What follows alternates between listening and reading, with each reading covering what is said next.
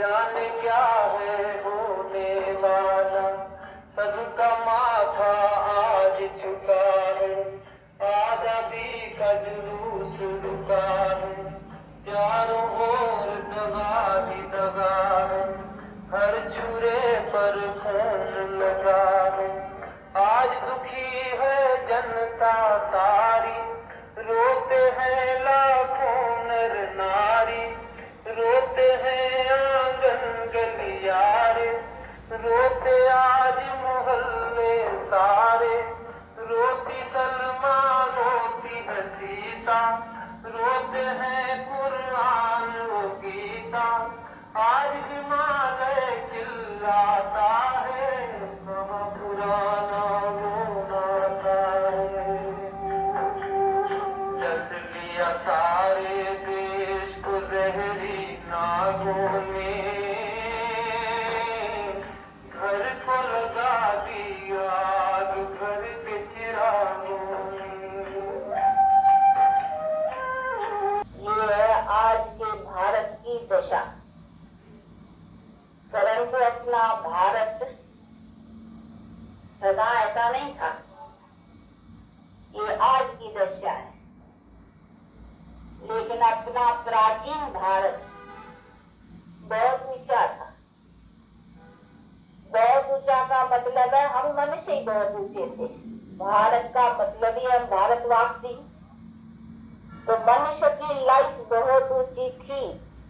और जब भारत ऊंचा था अथवा हम भारतवासी ऊंचे थे, उसी टाइम पर ही सारी दुनिया सुखी थी।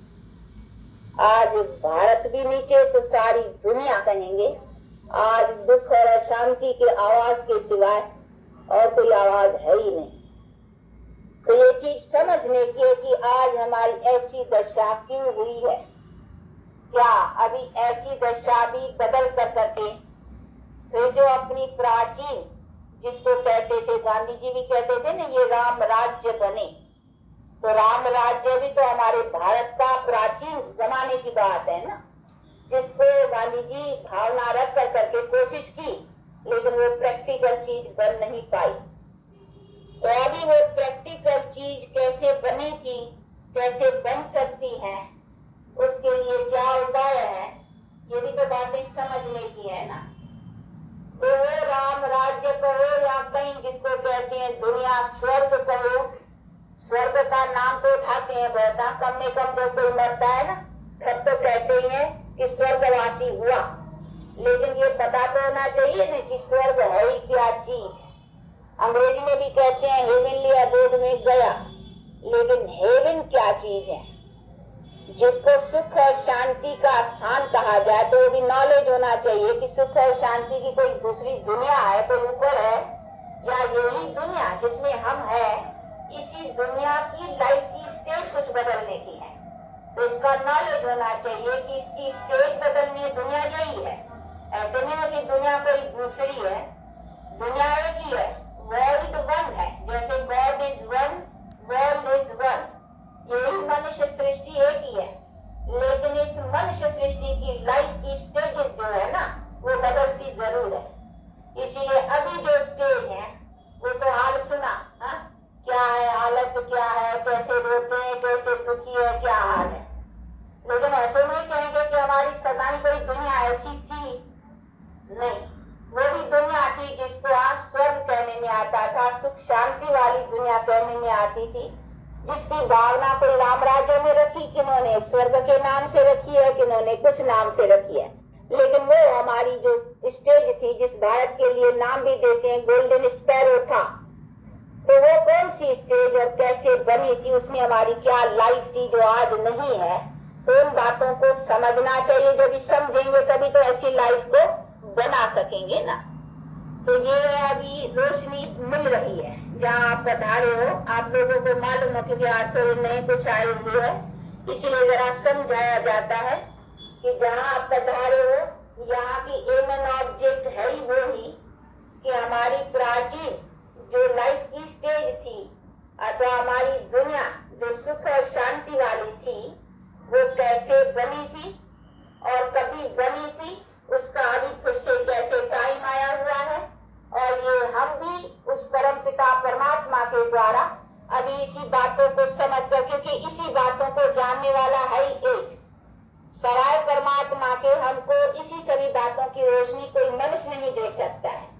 इसलिए इन बातों की रोशनी उसको ही है, उसको माना परम पिता परमात्मा को, जिसको ही कहा जाता है नॉलेजफुल। वो हमारे सारे कर्म गति को जानने वाला है, तो वही तो बता सकेगा ना। और उसने ही कहा है कि यदा यदा धर्मस्य ग्लानिर्भवति भारत, जब जब अधर्म होता है तब तब मैं आता हूँ। काय के लिए आता हूँ? इसीलिए कि इस बातों की समझ दे करके ऐसी दुनिया बनाने के लिए। तो अभी ये वही टाइम है और ये उनकी ही कॉलेज है, परम पिता परमात्मा की। हम सब स्टूडेंट्स हैं, उनके द्वारा वो सीख रहे हैं कि किस तरह से अभी हम अपने प्रैक्टिकल लाइफ को ऊंच बनाएं, जिसके आधार से जो दुनिया हम चाहते हैं अथवा हम अपने लाइफ में सुख शांति चाहते हैं, वो हमको कैसे प्राप्त हो। क्योंकि मनुष्य दुखी जो होता है ना, दुख कहाँ से होता है? दुख को भी समझना चाहिए, दुख किसी बातों से होता है। देखो, मनुष्य को रोग होता है तो दुखी होता है, अकाल मृत्यु होता है तो दुख होता है, निर्धनता होती है तो दुख होता है, लड़ाई झगड़े होते हैं तो दुख होता है। यही दुख के कारण है नहीं। अभी अगर हमारे लाइफ में ये बातें न हो तो ठीक है ना, तो हमारी जीवन हमारे पास कभी रोगी ना आवे, कभी अकाल मृत्यु न हो, यानी मरने जीने का बल हमारे पास हो, और कभी लड़ाई झगड़े और निर्धनता आदि ये सभी बातें न हो, तो हमारी जीवन सुखी हो तो ठीक ही है ना। लेकिन ये हो रहे कैसे? ऐसे भी नहीं कहेंगे कि ये संसार का नेम है, रोग होना भी जरूरी है, अकाल मृत्यु होना भी जरूरी है, निर्धनता भी जरूरी है, ये लड़ाई झगड़े भी सदा से चले आए हैं, कहीं ऐसे समझते हैं। परंतु नहीं, ये रॉन्ग है। ये समझने की बात है। हमारी दुनिया की वो भी स्टेज थी जिस जमाने को ही कहा जाता था स्वर्ग अथवा राम राज्य, जो अपने अपने शब्दों में कईयों ने बेचारों ने भावना रखी है। परंतु वो प्रैक्टिकल चीज कैसी थी, किस तरह से बनी थी, उनका प्रैक्टिकल चित्र किसी के पास न होने की, तो प्रैक्टिकल जानने वाला है ना परमात्मा, वही बता सकती है।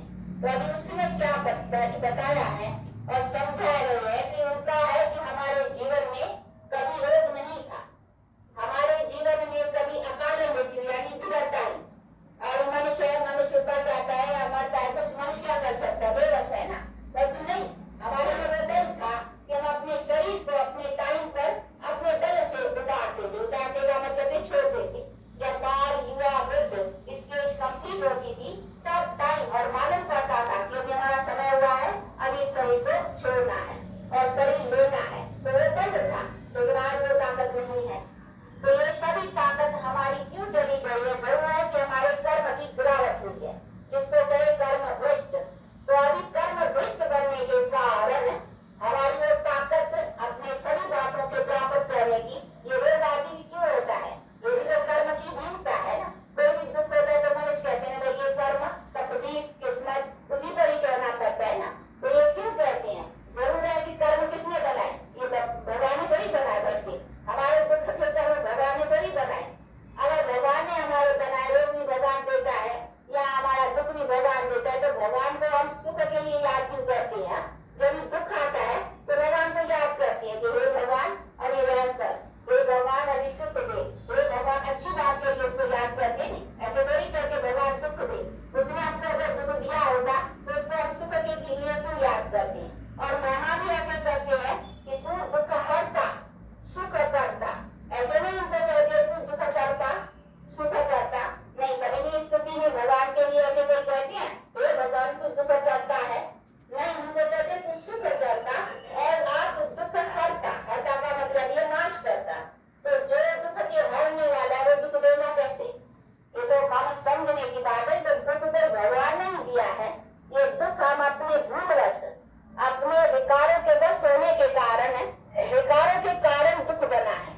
इसीलिए अभी परमात्मा कहते हैं कि जब तक इन विकारों को नहीं छोड़ा है तब तक तुम दुख से छूट नहीं सकते हो। तो अभी उसी से कैसे छुटकारा पाओ विकारों से, और तुम्हारे कर्म कैसे श्रेष्ठ बने, जिस श्रेष्ठ कर्म के आधार से तुम्हारी प्रारब्ध श्रेष्ठ बने, तो वो बेहतर करके सिखाया जाता है। तो इसी शिक्षा के लिए ही परमात्मा ने आगे भी कहा है नहीं। तो यदा यदा जब जब ऐसा अधर्म होता है, जब इन बात की जानकारी एकदम चली जाती है और 5 विकारों वश मनुष्य हो जाते हैं, तब मैं आता हूँ और आकर करके ये ज्ञान दे करके विकारों से निवृत्त करता। तो ये है उसी का